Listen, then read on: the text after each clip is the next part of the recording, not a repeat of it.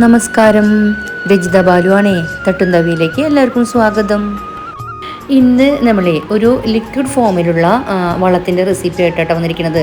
അത് എല്ലാത്തരം ചെടികൾക്കും ഉപയോഗിക്കാവുന്ന വളരെ ഈസി ആയിട്ട് നമുക്ക് വീട്ടിൽ ഉണ്ടാക്കാവുന്ന ഒരു വളമാണ് കേട്ടോ. അപ്പോൾ നമുക്ക് നേരെ വീഡിയോയിലേക്ക് കിടക്കാം. നമ്മളുടെ എല്ലാവരുടെയും അടുക്കളയിൽ കാണുന്ന വളരെ കോമൺ ആയിട്ടുള്ള രണ്ട് വസ്തുക്കൾ വേണം കേട്ടോ നമുക്ക് ഈ വളം ഉണ്ടാക്കാനായിട്ട്. അതുപോലെ തന്നെ നമുക്ക് അത്യാവശ്യം വേണ്ടത് ഇതുപോലെ ഒരു പാത്രമാണ് കേട്ടോ.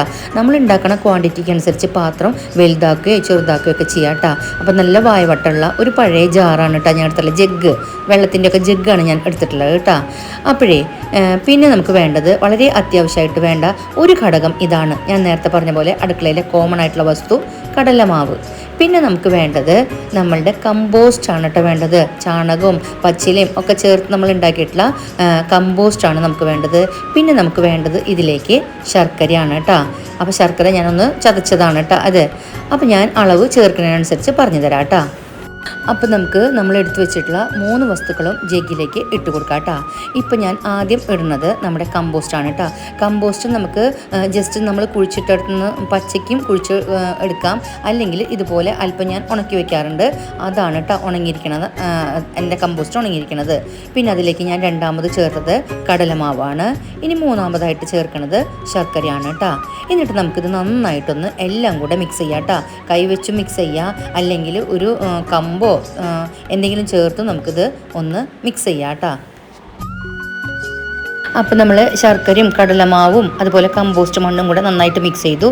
ഇനി ഇതിലേക്ക് കുറച്ച് വെള്ളം ഒഴിച്ചിട്ട് ഒന്നും കൂടെ നന്നായിട്ട് മിക്സ് ചെയ്യാം കേട്ടോ. ആ ശർക്കരയൊക്കെ ഒന്ന് അലിയണം, അല്ലാതും മൂന്നും കൂടി ഇട്ട് നന്നായിട്ടൊന്ന് ജോയിൻ്റ് ആവണം. അപ്പോൾ നമ്മുടെ കടലമാവും ശർക്കരയും അതുപോലെ തന്നെ കമ്പോസ്റ്റും നന്നായി മിക്സായി വന്നിട്ടുണ്ട്. അപ്പോൾ നമുക്ക് ഇനി ബാക്കിയുള്ള വെള്ളം കൂടെ ഇതിലേക്ക് മുഴുവൻ ഒഴിച്ചു കൊടുക്കാം കേട്ടോ. 2 ലിറ്റർ വെള്ളമാണ് നമ്മൾ കരുതിയിട്ടുണ്ടായിരുന്നത്. അതിൽ ആദ്യം ഇതൊന്ന് മിക്സ് ചെയ്യാൻ വേണ്ടിയിട്ട് കുറച്ച് ഒഴിച്ചിരുന്നു. ഇനി ബാക്കിയുള്ളത് എല്ലാതും കൂടെ ഒഴിച്ചു കൊടുക്കാം കേട്ടോ. എന്നിട്ട് വീണ്ടും ഒന്ന് ഇത് ഇളക്കി കൊടുക്കുക, കമ്പിട്ടിട്ട് ഒന്ന് ഇളക്കി കൊടുക്കുക. അപ്പോൾ നമ്മുടെ വളം ഉണ്ടാക്കാനുള്ള നമ്മുടെ മിശ്രിതം തയ്യാറായിട്ടുണ്ട് കേട്ടോ. ഇനി നമുക്കിത് ഫെർമെൻറ്റേഷന് വേണ്ടിയിട്ട് മാറ്റി വെക്കണം. അപ്പോഴേ ഇതുപോലൊരു കവറുകൊണ്ടോ അല്ലെങ്കിൽ ഒരു കോട്ടൺ തുണിയോണ്ടോ ഈ പാത്രം ഒന്ന് കവർ ചെയ്ത് വെക്കാം കേട്ടോ. എന്നിട്ട് നമുക്ക് ഒരു ഷെയ്ഡിലേക്ക് മാറ്റി വയ്ക്കാം, അതായത് തണലിലേക്ക് മാറ്റി വയ്ക്കുക. എന്നിട്ട് നമ്മളിത് ഇനി ഒരാഴ്ച കഴിഞ്ഞിട്ടേ തുറക്കാവുള്ളൂ. അപ്പോൾ നമ്മൾ വളത്തിനായിട്ട് കൂട്ടി വെച്ചിട്ടുണ്ടായിരുന്നല്ലോ മിശ്രിതം, ഇന്ന് തുറക്കാണ് കേട്ടോ. ഒരാഴ്ചയായിട്ടുണ്ട്. അപ്പോൾ നമുക്ക് ഈ കവർ ഒന്ന് മാറ്റി നോക്കാം കേട്ടോ. ജഗ്ഗിൻ്റെ അടുത്ത് ഇരിക്കണതേ ആ മഞ്ഞ കളറിലുള്ളത് വഴുതിനിയാണ് കേട്ടോ, ഉണ്ട വഴുതിനിയാണ് കേട്ടോ. അത് വിത്തിനായിട്ട് മാറ്റി വെച്ചതാണ് കേട്ടോ. അപ്പോൾ ഇതാ നമ്മുടെ വളം റിലീസായിട്ടുണ്ട് കേട്ടോ. ഇതാ കണ്ടോ, അതിൻ്റെ മുകൾ ഭാഗം നല്ലോണം പൊളിച്ച് പൊന്തിയിട്ടുണ്ട് കേട്ടോ. ആ ഫെർമെൻറ്റേഷൻ നടന്നതിൻ്റെ ലക്ഷണമാണ് ആ കാണുന്നത് കേട്ടോ. അതുപോലെ തന്നെ ആ ജഗ്ഗിൻ്റെ ഏറ്റവും താഴെയിൽ ഈ വന്ന് കിടക്കുന്നത് നമ്മുടെ കമ്പോസ്റ്റിലൊക്കെ അടങ്ങിയിട്ടുള്ള മണ്ണും അങ്ങനെയുള്ള ധാതുക്കളാണ് അടിയിൽ അടിഞ്ഞു കൂടിയിട്ടുള്ളത്. പിന്നെ ഈ സെൻറ്ററിൽ കാണുന്ന ഈ മഞ്ഞ കളറുള്ള ഭാഗം ഉണ്ടല്ലോ, അതാണ് നമ്മുടെ ഇന്നത്തെ താരം കേട്ടോ. ഞാനൊക്കെ ഇവിടെ പറയാം തെളിയെന്നാണ് പറയാം, അതായത് തെളിഞ്ഞ ഭാഗം ആ ലിക്വിഡിൻ്റെ, അതാണ് നമുക്ക് ഇന്ന് ഇവിടെ വളമായിട്ട് ഉപയോഗിക്കേണ്ടത് കേട്ടോ. വേണമെങ്കിലേ നമുക്ക് വീണ്ടും ഇത് കമ്പൗണ്ട് ഒന്ന് മിക്സ് ചെയ്യാം കേട്ടോ. ഞാൻ അങ്ങനെ കമ്പൗണ്ട് മിക്സ് ചെയ്യുന്നില്ല, പകരം ഞാൻ ഇതുപോലെ ഈ പഴയ അരിപ്പയിൽ വേറൊരു പാത്രത്തിലേക്ക് അരിച്ചെടുക്കുകയാണ് കേട്ടോ ചെയ്യണത്. അപ്പോൾ ഇതാ അരിച്ചെടുത്തിട്ടുണ്ട് കേട്ടോ. അപ്പോൾ നമുക്ക് ആ ജഗ്ഗിൽ വളരെ അല്പം അതിൻ്റെ അടിയിൽ ആ ഒരു അവശിഷ്ടം കാണുന്നുണ്ടോ, അതും ഈ അരിപ്പയിലുള്ളതും കൂടെ നമുക്ക് തട്ടി അതിലേക്ക് തന്നെ ഇട്ടിട്ടേ വേണമെങ്കിൽ കുറച്ചും കൂടെ വെള്ളം ഒഴിച്ചിട്ട് ഒരു 2-3 ദിവസം കഴിഞ്ഞാൽ അത് ചെറിയ ചെറിയ ചെടികൾക്ക് വീര്യം കുറഞ്ഞ വളമായിട്ടും ചേർത്ത് കൊടുക്കാം കേട്ടോ. അപ്പോൾ ഇവനാണ് നമ്മുടെ ഇന്നത്തെ സൂപ്പർ സ്റ്റാർ കേട്ടോ. ശരിക്കും പറഞ്ഞാൽ ലിക്വിഡ് ഫോമിലുള്ള NPK വളം തന്നെയാണ് കേട്ടോ ഇവൻ. അതായത് ബയോ ഫെർട്ടിലൈസറാണ്, മറ്റ് ഹാംഫുൾ ആയിട്ടുള്ള ഒരു കെമിക്കൽസും ഇല്ലാത്ത വളരെ നേച്ചുറലായിട്ടുള്ള വളമാണ്. എല്ലാത്തരം ചെടികൾക്കും, കായ്ക്കണതായിക്കോട്ടെ പൂക്കണതായിക്കോട്ടെ, എല്ലാത്തരം ചെടികൾക്കും ഇത് വളരെ ബെസ്റ്റാണ് കേട്ടോ. ഇതിൽ ചേർത്തിട്ടുള്ള ഓരോ ഘടകങ്ങൾക്കും ഓരോ ഗുണങ്ങളുണ്ട് അല്ലേ. കടലയ്ക്കായിക്കോട്ടെ, അതുപോലെ തന്നെ ഇപ്പോൾ കടല പൊടിച്ചിട്ടാണല്ലോ പൊടി എടുത്തിട്ടുള്ളത്. കടലയ്ക്കായിക്കോട്ടെ, ശർക്കരയ്ക്കായിക്കോട്ടെ, കമ്പോസ്റ്റിനായിക്കോട്ടെ, അപ്പോൾ എല്ലാം കൂടെ എല്ലാതിൻ്റെ ഒരു സംയുക്ത മിശ്രിതമാണ് നമ്മൾ ചേർക്കണേ. അപ്പോൾ പിന്നെ പറയണ്ടല്ലോ നമ്മുടെ ചെടികൾക്ക് ഇതിൻ്റെ ഗുണങ്ങൾ.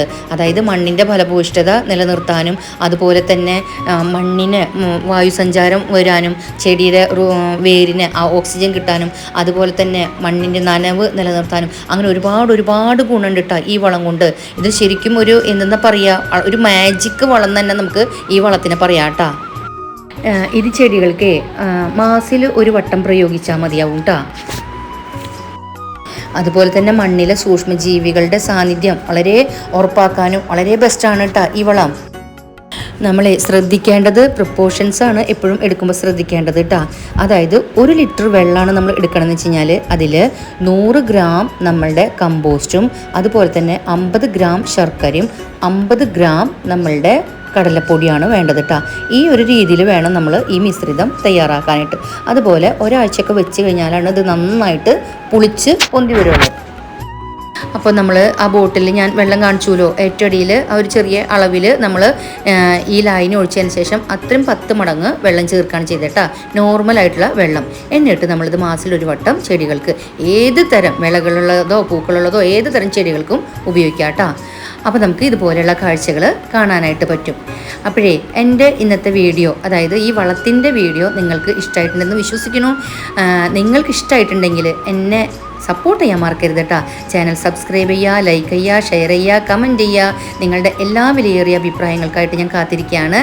അപ്പോൾ നമുക്ക് അടുത്തടുത്ത വീഡിയോകളിലൂടെ ഇനിയും കാണാം. അതുവരേക്കും നന്ദി, നമസ്കാരം.